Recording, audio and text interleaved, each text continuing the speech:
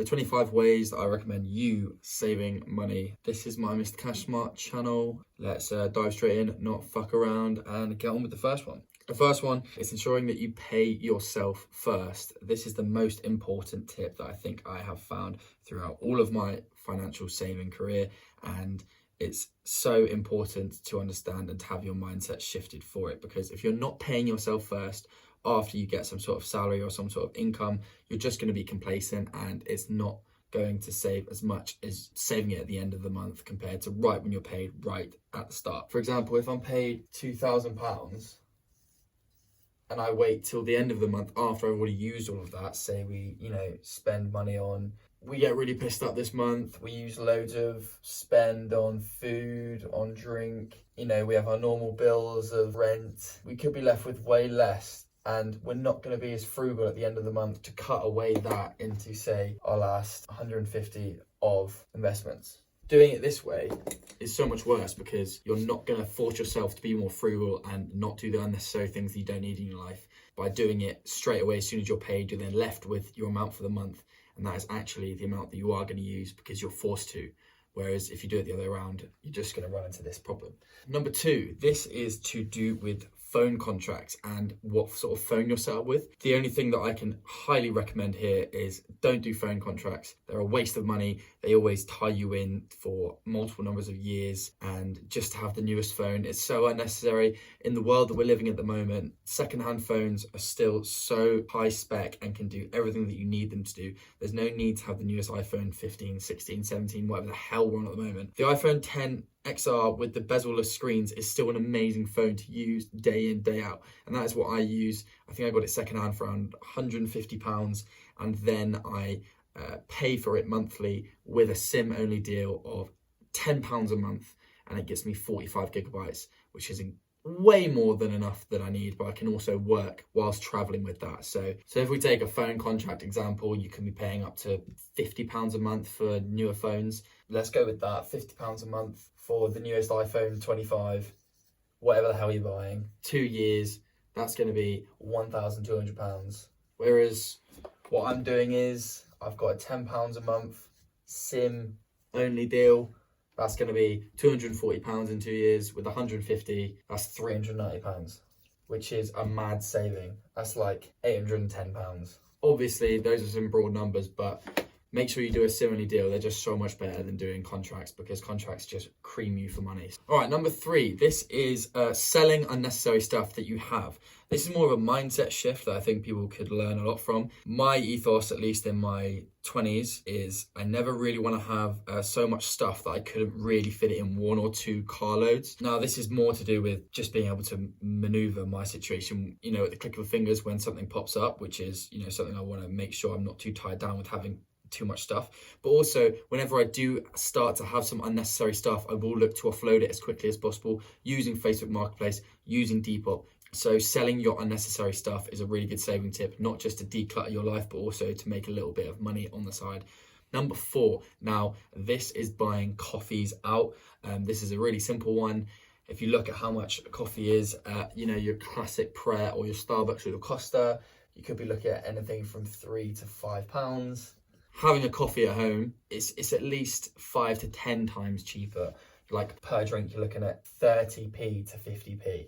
Find what you like, make sure you just use it at home, because it's just so much cheaper. And unless it's like a social occasion, maybe I could warrant it a little bit more. But if you're going out getting coffees every single day and bringing them home just for your own enjoyment, I don't really see the need in it, when I can enjoy a coffee pretty much the same at home for 10 times less the price. Unless it's a social occasion, it saves you so much money. Number 5, this is one that I've used a few times. HelloFresh free trial boxes. If you can find someone that's got a HelloFresh box, get their free vouchers. Sometimes they're given 3 voucher codes. Give out to their friends and families. Try and nab one. It's a £48 box you can get for free.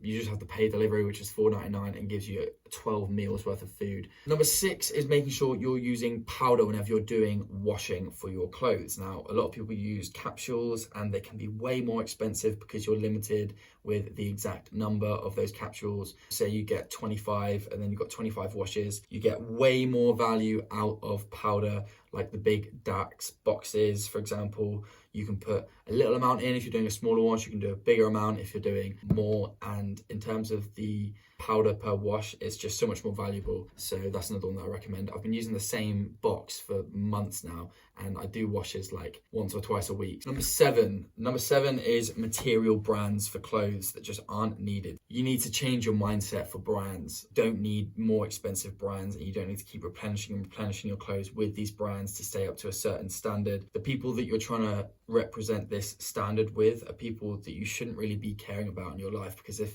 they're going to judge you if you haven't got some sort of logo or some sort of brand on your clothes, then are they really the people that you want to be hanging around with, and are they the sort of people you actually want to be getting their respect and advice and opinions of? I don't think so. So number eight is combating lifestyle inflation. Quick explanation of that. Lifestyle inflation is essentially when your pay goes up, which results in your expenses going up. A lot of people, when they earn more, they want to get a better car, they want to pay for a higher finance car, they want to live in a nicer house, they want to pay more for their rent, they want to pay more for nicer meals, pay more for drinks, pay more for everything in their lifestyle that they want to then enrich themselves. But if you can be content and if you can be happy with a certain baseline of earnings, then whenever you earn more and more, instead of offsetting that into your lifestyle increases in things that aren't actually making you happier, they're just making you materially happier, then it's better to offset them into savings and investments that can actually make you financially freer quicker, because you are investing them into things that can give you assets like stocks or housing or property that can give you rent or dividends for etc. I think is a lot more important. Watch out for lifestyle inflation, and it can save and add to your investments a whole lot more. So here's number 9. This is to do with alcohol. If you've not ever tried it out before, try out a dry January or a sober October, or for whatever month you want to do it for. Alcohol these days, we're looking at £5-6 pints everywhere. Cocktails can be 10 to 20 quid, whatever your typical choice is, whatever. But it's so expensive for alcohol these days that trying out a month like this where you restrict it completely is not only good for you accepting that you can actually handle that for a month with your mindset, because if you can't even go a month without saying no to alcohol, then what can you do? I think it's a really good test of your mental strength. But then obviously if you have a really hard financial month, say you're coming up to the end of the tax year, you want to be putting as much as you can into your LISA, for example, try it out if you want to save some money for a month and set yourself a little challenge. So number 10 is contributing to your pension. This is a really good way of saving money, because saving to your pension actually comes out of your pay pre-tax. It's not post-tax. So this means that you're not taxed on those contributions. For example, if I was paid £2,000 pre-tax, so I've not been taxed on this yet, and then I take out say 200 for my pension, and that leaves 1,800 that's then taxed. Say, let's just do 10%, so 1,620. That 20% of your tax, which is deducted here, has come after your pension contribution has come out. So you're essentially saving around whatever your tax is, depending on your tax band of your job, of your pension contributions. Contributing to a pension consistently over the course of your life is a really good idea. You need to start earlier than later, because the earlier you start, the more it will compound. The old eighth wonder of the world that we talk about all the time. Number 11 is your LISA. Now, this is a great way of topping up if you want to save up for a house deposit. You essentially, any contributions you put in will be topped up 25% by the government, up to £4,000. So in one tax year, you can earn another £1,000 towards your house deposit. So number 12 is investing in a stocks and shares ISA. Now, this is essentially a tax-free stocks and investments account, which means that if you want to invest in stocks, you need to ensure you're utilizing one of these, because your investments that you make, any gains won't be eligible for any tax. They'll be completely tax-free. And this is up to £20,000 per year. So number 13 is using Depop and Vinted way more for your clothes. It's so much cheaper to use them because they're secondhand. You can still get brands on there if you really want to, and they're just so much cheaper. I picked up some Nike trainers that I use for running for like 15 quid the other day. If you need a top of clothes and you've not got much money for the month because you've already paid yourself and invested and looked at all these things you want to save money into, they're a great way of actually finding some real steals for a really cheap amount. So number 14, tracking your portfolio. So this is a really important one that I don't think enough people do. So every single month, I really recommend people actually tracking their overall portfolio and seeing how much money they have and what's actually changed. And by doing this every single month, you'll then build up an amount of data that at the end of the year, you can look back on and you can see when months went up, when months went down. You can see what actually affected that. Say you were, a particular investment went bad one year or 1 month. Other sorts of things, crypto skyrocketing or crypto completely crashing, which are things that I've seen everywhere on my portfolio. But by tracking it every single month, you can then do a review each month to see what your total is. And it just means you stay disciplined, you stay motivated, and you understand where actually all your money is and what pies you actually have your fingers in, what cash is where. Because so many people have their cash capital dotted around and don't actually know how it's doing and might miss an opportunity to sell out of something. Or understanding it, having it in a portfolio and breaking it down every single month and analyzing how everything is doing is just super key. So you want to be setting up something on Google Sheets or Excel every single month, tracking how they're going. If you want to reach a certain sort of goal, like £100,000 or £1 million, then you're going to need to start actually tracking and understanding where all that is currently. You need to start with a baseline and start where you are now so that you can then slowly get your steps going towards X goal. So number 15 is getting a credit card. This is really, really essential. This is for using your day-to-day spending with. It's a really good way of building up your credit score. This is going to help you with loans in the future, which is important when you're trying to take out good debt, because good debt is a good thing, because if it allows you to own more assets and get a higher cash flow, that's good, but not bad debt. This is credit cards that we are paying off in full every single month. We're only using for things we can afford. There is a good Amex offer at the moment where you spend $3,000 in 3 months and you essentially get 25,000 points. And I think it's the equivalent of £200 in credit, which you can offset that for. Number 16, matched betting. This is how I really rocketed my savings from around £10,000 to around £40,000. It's such a good way because you can earn up to £1,000 from the sign-up offers, and then depending on how far you then take it, you can then earn £1,000 monthly, and even more depending on how seriously you take it and what offers you then get into. Some people earn up to £100,000 a year and more from match betting. So if you can make it work for you, some people do really well out of it, but obviously the hard work you put in is what you're gonna get out of it. And track it as well. Again, like the portfolio, if you're tracking your profits in something small like match betting where you're making like £50 a day when you're doing it, that could be a couple £100 a week, which could really add up over the year. So track your profits in that as well if you're going to take on match betting, because it's just going to be a motivation factor and it's going to be a discipline that's going to keep you going on those little steps to get to your goals, whatever they may be. That leads on nicely to number 17, making goals and making some sort of plan for what you want to achieve with your saving. Similar to the mindset that I've mentioned a few times, if you want to get to a certain number or to a certain lifestyle or something, for example, you're going to want to actually have some goals and a plan in place.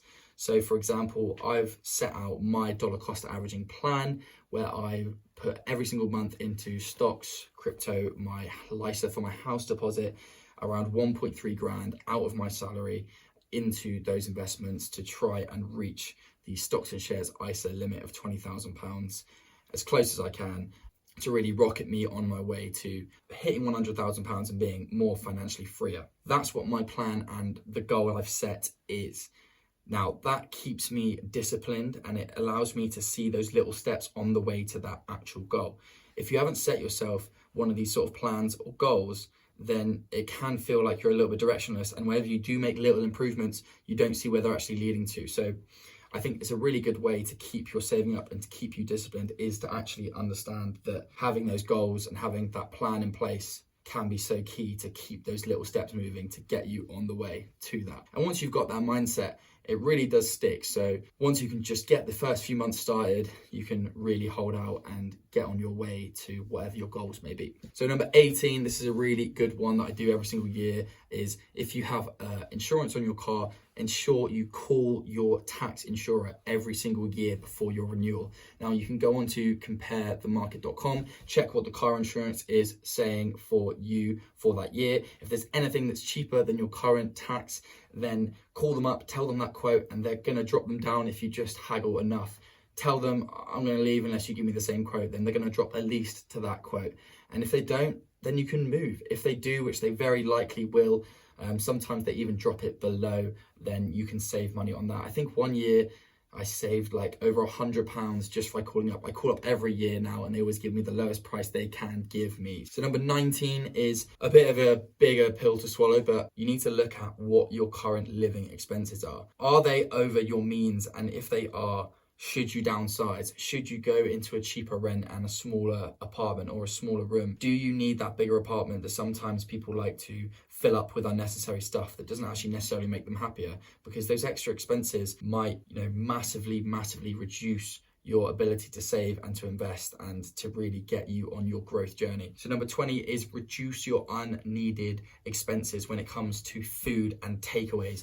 Uber Eats, getting Deliveroo's in, they're a great idea. They're so satisfying when they arrive, but what are you actually getting at the end of the day? You're just getting some food that's being delivered that sometimes takes half an hour to an hour. In that time, you could so easily cook something up and actually make food that can most of the time be better than the food that you're getting. And if you get into a habit where you start doing this, once a week, twice a week, 3 times a week, you're looking at 100 to 200 to 300 pounds a month going on these sorts of expenses alone, once you understand what the totals are that you actually are spending each month. So number 21, this is another really big one. Book things earlier. A really good way is getting a physical calendar and ensuring that whenever you have anything that you want to do, you get it written in your calendar and you book them early. As soon as you know you're doing it, you want to book it because you can save sometimes 20, 30, even 50% on trains, on flights. So get them booked as soon as you want to do it and you're going to save loads of money in the long term by doing that. Number 22 is invest in more books and more things that you can help to learn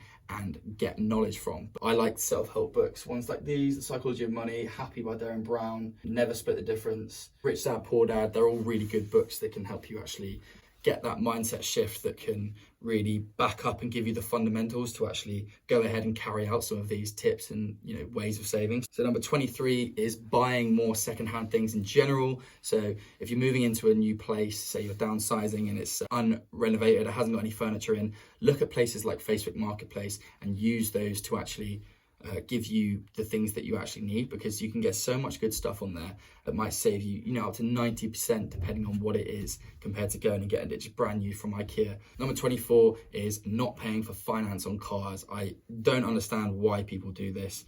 It's such a waste of money. Get a whip around that gets you from A to B, a cheap car, reduce the expenses on it as much as possible. Get one that maybe you're not paying taxes on as much. Get one that has a decent mile per gallon. But as soon as you have a car and it's reliable, keep it as long as you can. These sorts of people that get tied down by finance payments, I find it ridiculous. I had someone who was telling me he was paying £300 a month just to have a fairly nice car, but it's literally meaning that his cash flow is next to zero for the month. For making you feel that tiny bit better by people seeing you in a slightly nicer car versus being so unhappy that you have no extra money left at the end of the month is just so sad and so upsetting, I think. And so many people do it and I don't understand why. Last but not least, number 25, do as much meal prep as you can. This is something I've got into loads recently. I've got like 10 frozen meals ready to go. It not only can save you so much money, but it saves you time because you have so many meals ready to go. You can whack them in the microwave, you can defrost them the night before, and you're spending so little time on them, and you save so much money because you're not snacking out as much. I find when I cook, I actually will eat way more from the meal that I make, as opposed to if it's meal prepped and ready in the freezer, then I've got my portion set out and there's not really much I can do other than eat a whole nother portion, which is so much more of a challenge and extra amount of food to eat, as opposed to if I've just cooked it and I've not portioned it out yet, I'm gonna give myself like a portion and a half. So that's another really good one I would advise, is meal prepping. That can save you a lot of money in the long term. That is it. That is the 25 ways I recommend on saving money in 2023. If you've got any questions or any comments, leave them down below. I really appreciate it if you made it this far in the video. If you want someone who's open and honest about all of their money, then hit the subscribe. But if not, no worries, and I'll catch you in the next one. Cheers. See you in a bit.